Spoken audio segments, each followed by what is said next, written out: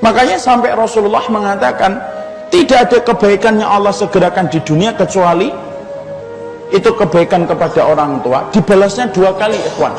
Tidak semua ibadah itu dibalas oleh Allah itu 2 kali. Contoh, sedekah. Saya ingatkan tentang sedekah. Apakah orang yang sedekah itu pasti kaya raya di dunia? Belum tentu. Khadijah sedekah tapi miskin sampai ketika meninggal dunia. Abu Bakar sedekah tapi miskin ketika beliau meninggal dunia. Tidak setiap ibadah itu dibalas oleh Allah di dunia. Tapi khusus istimewanya cuma satu. Kalau kamu berbuat baik kepada orang tua, itu dibalas oleh Allah 2 kali. Dibalas di dunia, dibalas lagi di akhirat, yaitu di surga. Kenapa? Saking senangnya Allah ketika membersamai, ketika setiap anak kemudian dia berbakti kepada ibu dan bapaknya, maka balasan yang Allah berikan kepadanya itu 2 kali. Di dunianya Allah akan berikan balasan, di akhiratnya Allah tambah lagi dengan balasan yang jauh lebih indah. Sebagaimana sebaliknya, kata Rasulullah, kalau kemudian ada yang durhaka kepada orang tua, itu balasannya 2 kali. Balasan yang pertama di dunia, balasan yang kedua di neraka. Makanya kalau ada orang durhaka sama orang tuanya, itu utang. Kalau nggak bayar hari ini, besok. Kalau nggak besok, lusa. Kalau nggak lusa, pekan depan. Tapi yang jelas sebelum ente mati, maka ente harus membayar itu.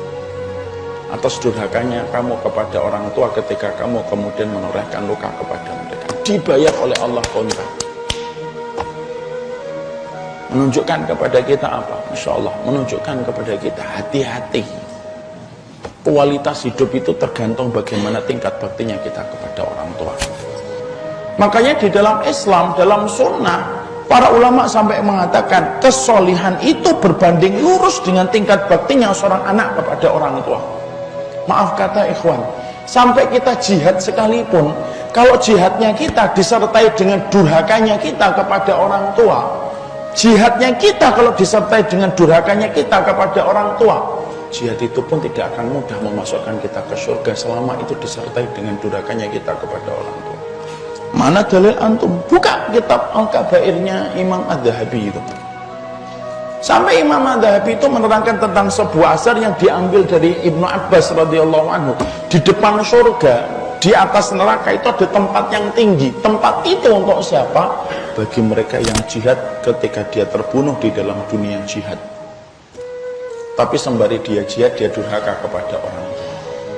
Kenapa nggak bisa masuk neraka? Karena neraka itu sejak pertama kali diciptakan, Allah itu sudah mewahyukan kepada neraka tidak bisa membakar darah yang pernah mati, menetes untuk berjuang di jalan Allah.